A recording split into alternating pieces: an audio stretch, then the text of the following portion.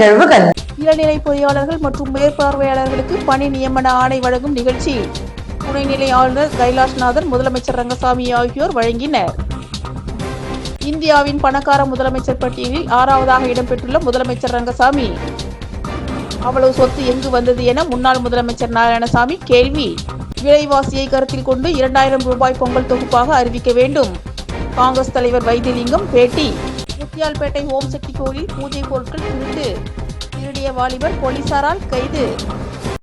புதுச்சேரி அரசு பொதுப்பணித்துறையில் புதியதாக தேர்வு செய்யப்பட்ட இளநிலை பொறியாளர்கள் மற்றும் மேற்பார்வையாளர்களுக்கு பணி நியமன ஆணையை முதலமைச்சர் ரங்கசாமி வழங்கினார். புதுச்சேரி அரசு பொதுப்பணித்துறையில் புதியதாக தேர்வு செய்யப்பட்ட இளநிலை பொறியாளர்கள் மற்றும் மேற்பார்வையாளர்களுக்கு பணி நியமன ஆணை வழங்கும் நிகழ்ச்சி கருவடிக்குப்பத்தில் உள்ள காமராஜர் மணிமண்டபத்தில் நடைபெற்றது. இதில் சிறப்பு விருந்தினராக துணைநிலை ஆளுநர் கைலாஷ்நாதன், முதலமைச்சர் ரங்கசாமி ஆகியோர் கலந்து கொண்டு 168 பேருக்கு பணி நியமன ஆணைகளை வழங்கினர். இந்நிகழ்ச்சியின் போது சபாநாயகர் செல்வம், பொதுப்பணித்துறை அமைச்சர் லட்சுமி நாராயணன், தலைமை செயலர் சரத் சௌகான் மற்றும் பொதுப்பணித்துறை அதிகாரிகள் பலர் உடனிருந்தனர்.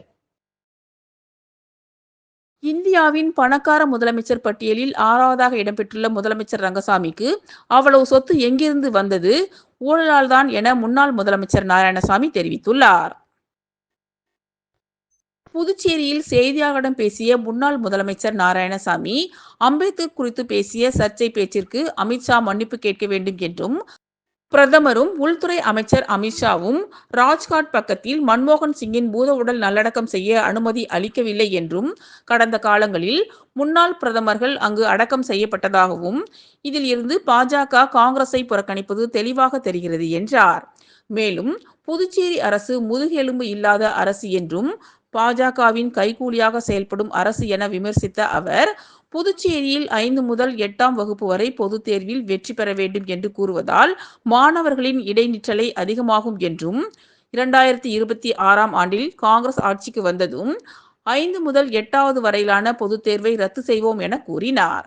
மேலும் பெட்ரோல், டீசல் விலை உயர்வை அரசு மறுபரிசீலனை செய்ய வேண்டும் என்றும், அப்படி குறைக்கவில்லை என்றால் காங்கிரஸ் சார்பில் பெட்ரோல், டீசல் விலை உயர்வை கண்டித்து போராட்டம் நடத்துவோம் என்று கூறினார்.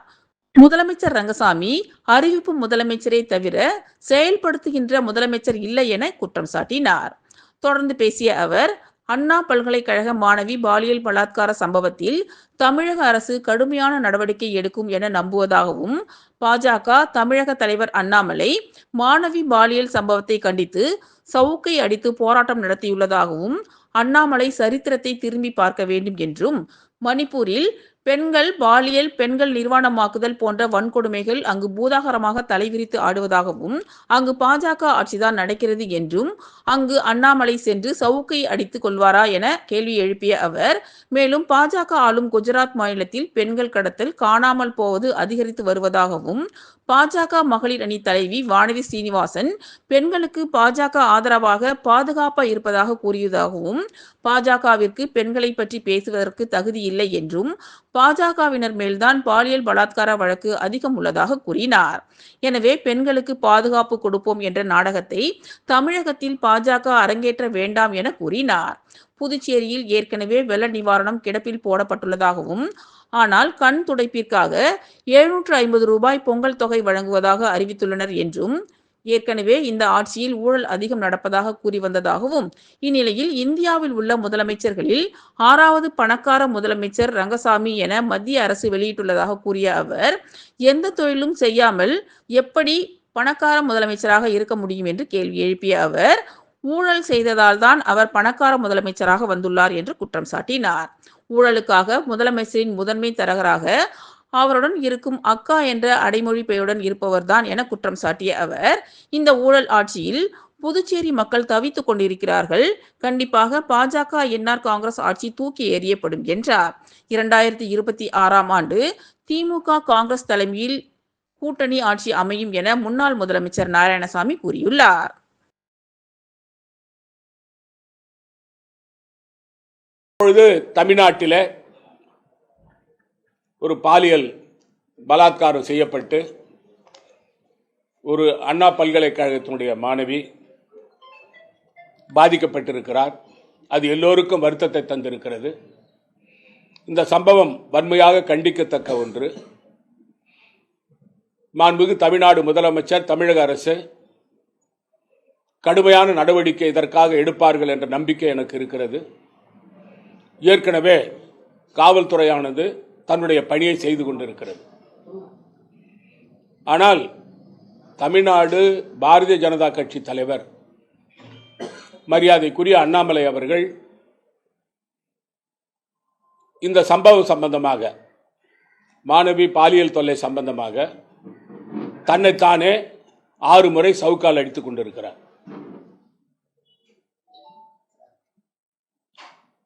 குறிப்பாக நாம் திரு அண்ணாமலை அவர்கள் சரித்திரத்தை திரும்பி பார்க்க வேண்டும். பாரதிய ஜனதா கட்சி ஆளுகின்ற மணிப்பூர் மாநிலத்திலே பெண்கள் படுகொலை செய்யப்பட்டிருக்கிறார்கள், பெண்கள் கற்பழிக்கப்பட்டிருக்கிறார்கள், பெண்கள் நிர்வாணமாக தெருவிலே அழைத்துச் செல்லப்பட்டிருக்கிறார்கள், பெண்களுக்கு அங்கே பாதுகாப்பு இல்லை. அந்த மாநிலம் பாரதிய ஜனதா ஆட்சி செய்கின்ற மாநிலம். அந்த மாநிலத்திற்கு சென்று அந்த மக்களுக்கு ஆறுதல் கூறுவதற்காக தலைவர் ராகுல் காந்தி அவர்கள் சென்றார், மற்ற அரசியல் கட்சி தலைவர்கள் சென்றார்கள், அந்த மக்களுக்கு முடிந்த உதவிகளை செய்தார்கள். ஆனால் பெண்கள் வன்கொடுமை அங்கே பூதகரமாக தலைவிரித்து ஆடுகிறது. மரியாதைக்குரிய தமிழ்நாடு பாரதிய ஜனதா கட்சி தலைவர் அண்ணாமலை அவர்கள் மணிப்பூருக்கு சென்று அங்கு நடக்கின்ற பெண்கள் வன்கொடுமை சம்பந்தமாக அந்த இடத்தில் 6 சவுக்கடி அடித்துக் கொள்வாரா? இதற்கு அவர் பதில் சொல்ல வேண்டும். இப்பொழுது ஒரு அறிவிப்பு வந்திருக்கிறது, மத்திய அரசிலிருந்து ஒரு அறிவிப்பு வந்திருக்கிறது.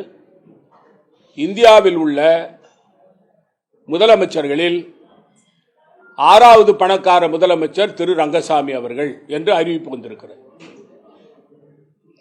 திரு ரங்கசாமி அவர்கள் தொழில் செய்கிறாரா,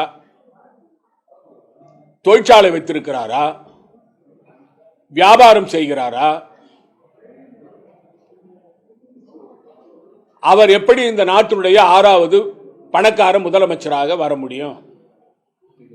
ஊழல் செய்ததனால்தான் அவர் பணக்கார முதலமைச்சராக இருக்கிறார். நான் ஒரு கேள்வி கேட்டேன். மேட்டுப்பாளையத்திலே கட்டப்படுகின்ற கல்யாண மண்டபம் இப்பொழுது 20 கோடி ரூபாய் போறோம். இது திரு ரங்கசாமி அவர்கள் கட்டிக் கொண்டிருக்கிறார். இதற்கு பணம் அவருக்கு எங்கிருந்து வந்தது? அது மட்டுமல்ல, எல்லா துறைகளிலும் ஊழலிலே முதலமைச்சருக்கு பங்கு உண்டு என்பதை பகிரங்கமாக நான் கூறியிருக்கிறேன். புதுச்சேரி ஐடிவியின் மேலாண் இயக்குனர் பாஸ்கர் சட்டமன்ற எதிர்க்கட்சி தலைவர் சிவா அவர்களை நேரில் சந்தித்து தனது புத்தாண்டு வாழ்த்துக்களை தெரிவித்தார். 2025ஆம் ஆண்டு புத்தாண்டையொட்டி ஐடிவியின் மேலாண் இயக்குனர் பாஸ்கர் அவர்கள் சட்டமன்ற எதிர்க்கட்சி தலைவரும் வில்லியனூர் தொகுதியின் சட்டமன்ற உறுப்பினருமான சிவா அவர்களை நேரில் சந்தித்து பொன்னாடை போர்த்தி தனது புத்தாண்டு வாழ்த்துக்களை தெரிவித்துக் கொண்டார். தொடர்ந்து சட்டமன்ற எதிர்க்கட்சி தலைவர் சிவா அவர்களும் தனது புத்தாண்டு வாழ்த்துக்களை ஐடிவியின் மேலாண் இயக்குனர் பாஸ்கர் அவர்களுக்கு தெரிவித்துக் கொண்டார். விலைவாசியை கருத்தில் கொண்டு 2000 ரூபாய் பொங்கல் தொகுப்பாக அறிவிக்க வேண்டும் என்று புதுச்சேரி காங்கிரஸ் தலைவர் வைத்திலிங்கம் கூறியுள்ளார். புதுச்சேரியில் பேருந்து கட்டணம் மற்றும் பெட்ரோல் டீசல் விலையை உயர்த்தி புத்தாண்டு பரிசாக இந்த அரசு மக்களுக்கு வழங்கியுள்ளதாகவும், புதுச்சேரியில் ஏற்பட்ட வெள்ள சேதங்களை பார்வையிட்ட அதிகாரிகள் சேதங்களை அறிக்கையாக மத்திய அரசு தாக்கல் செய்திருக்கிறார்கள் என்றும், மாநில அரசும் 600 கோடி ரூபாய் வெள்ள சேத நிதியாக கேட்டிருந்தது, ஆனால் இதுவரை மத்திய அரசு வழங்கவில்லை என்றும், ஆனால் மத்திய பாஜகவிலிருந்து தினம் ஒரு மத்திய அமைச்சர் என முக்கிய நிர்வாகிகள் புதுச்சேரிக்கு வந்த வண்ணம் உள்ளதாகவும் குற்றம் சாட்டிய அவர், பொங்கல் தொகுப்பிற்காக முதலமைச்சர் ரங்கசாமி அறிவித்துள்ள 750 ரூபாய் என்பது மிகவும் குறைவானது. விலைவாசியை கருத்தில் கொண்டு 2000 ரூபாய் பொங்கல் தொகுப்பாக அறிவிக்க வேண்டும் என்று வைத்திலிங்கம் வலியுறுத்தியுள்ளார். முத்தியால்பேட்டை ஓம் சக்தி கோயிலில் பூஜை பொருட்களை திருடிய வாலிபரை போலீசார் கைது செய்தனர்.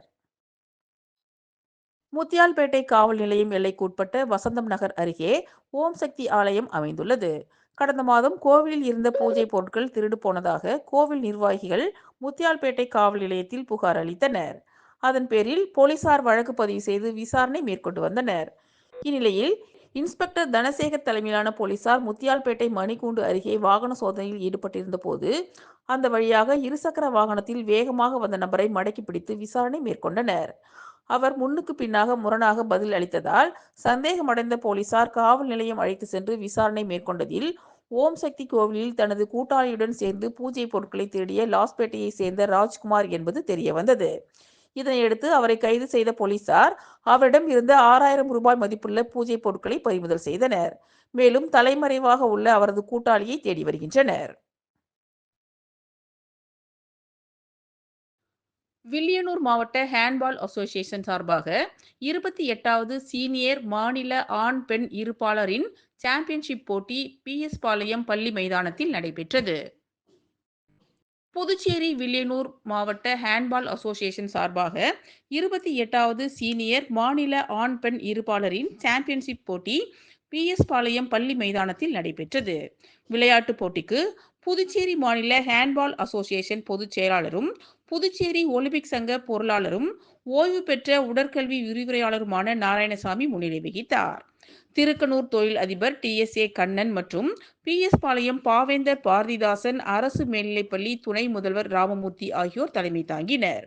புதுச்சேரியில் உள்ள 4 மாவட்டத்தின் சார்பாக சுமார் 12 அணிகள் பங்கு பெற்ற இந்த போட்டியில் திருக்கனூர் பிரைனி ப்ளூம்ஸ் பள்ளியின் தாளாளர் அருண்குமார், PRT பஸ் உரிமையாளர் துரை பாக்யராஜ், AK ஒயின்ஸ் உரிமையாளர் Dharanidharan, PS industrial estate Prakash, JP residency உரிமையாளர் பாஸ்கர், சன்னியாசிக்குப்பம் வெங்கடேசன் ஆகியோர் கலந்து கொண்டு வீரர்களுக்கு கேடயம், பரிசு பொருட்கள், விளையாட்டு உடைகள் ஆகியவற்றை வழங்கி சிறப்பித்தனர். இதில் ஆண்கள் மற்றும் பெண்கள் பிரிவில் வில்லியனூர் மாவட்ட அணி சாம்பியன் பட்டத்தை வென்றது. 2ஆம் பரிசை ஆண்கள் பிரிவில் காரைக்கால் மாவட்டமும், பெண்கள் பிரிவில் அரியாங்குப்பம் மாவட்டமும் வென்றன. வில்லியனூர் மாவட்ட செயலாளர் கருணப்பிரகாசம் நன்றி கூறினார். போட்டிக்கான ஏற்பாடுகளை வில்லியனூர் மாவட்ட தலைவர் விஜயகுமார், விரிவுரையாளர் மாயவன், சிவகணேஷ், அன்பு, சிவம், பூவரசன், பஞ்சாசரம், கலைவாணன் ஆகியோர் சிறப்பாக செய்திருந்தனர்.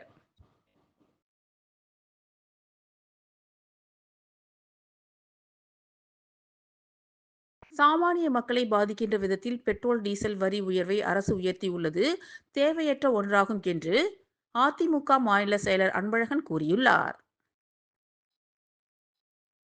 அதிமுக செயலர் அன்பழகன் இன்று செய்தியாளர்களை சந்தித்தார். அப்போது அவர், புதுச்சேரி மாநிலத்தில் வருவாய் பற்றாக்குறையை சீர்படுத்த பல்வேறு வழிகள் இருந்தும் அவற்றையெல்லாம் சீர்தூக்கி பார்க்காமல் சாமானிய மக்களை பாதிக்கின்ற விதத்தில் பெட்ரோல், டீசல் வரி உயர்வை அரசு உயர்த்தியுள்ளது தேவையற்ற ஒன்றாகும் என்றும், பெட்ரோல், டீசல் விலை உயர்வால் பல்வேறு அத்தியாவசிய பொருட்கள் விலை உயர்த்தப்படுவதால் அது நம் மாநில பொருளாதாரத்தை பாதிக்கும்.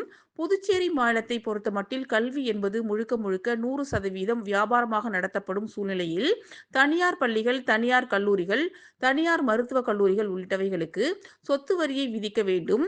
இது சம்பந்தமாக கடந்த 10 ஆண்டுகளுக்கு முன்பே ஏன் தனியார் கல்வி நிறுவனங்களில் சொத்து வரி வசூல் செய்யவில்லை என ஆடிட்டிங்கில் அப்ஜெக்ஷன் தெரிவிக்கப்பட்டிருந்ததாகவும், ஆனால் இதன் மீது எந்தவிதமான நடவடிக்கையும் எடுக்காமல் தனியார் கல்வி நிறுவனங்களுக்கு சாதகமான ஒரு நிலைப்பாட்டை கடந்த கால காங்கிரஸ், திமுக அரசும் தற்போதைய ஆளும் பாஜக, NR காங்கிரஸ் அரசும் எடுத்து வருவதாகவும், எந்த தனியார் கல்வி நிறுவனங்களும் புதுச்சேரி மாநிலத்தில் தர்மத்திற்காகவோ ஏழை எளிய மக்களுக்காகவோ நடத்தப்படவில்லை என்பதை அரசு உணர வேண்டும் என்றும், இது போன்ற பல்வேறு விதங்களில் நம் மாநிலத்தில் வருவாயை பெருக்க பல வழிகள் இருந்தும் அவற்றையெல்லாம் அரசு சீர்தூக்கி பார்க்காததால் இது போன்ற தொழில்களில் உள்ளவர்கள் தொடர்ந்து பயன்பெற்று வருவதாகவும், இதற்கெல்லாம் ஆட்சியாளர்களுக்கு விருப்பு வெறுப்பு இல்லாத நேர்மையான சிந்தனை இருந்தாலே ஆண்டுக்கு சுமார் 1000 கோடி ரூபாய் அளவில் கூடுதல் வருமானம் பெறுவதற்கு வாய்ப்பு இருக்கும் என்றும், அதை தவிர்த்து சாமானிய மக்களை மக்களை பாதிக்கின்ற விதத்தில் வரி உயர்வுகளை உயர்த்துவது தேவையற்ற ஒன்றாகும் என்றும்,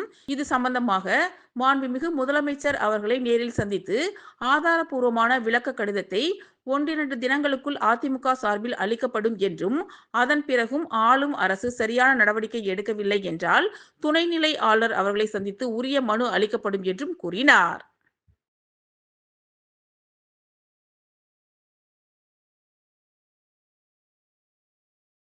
இன்றைய நிகழ்வுகள் இத்துடன் நிறைவடைகின்றன. வணக்கம்.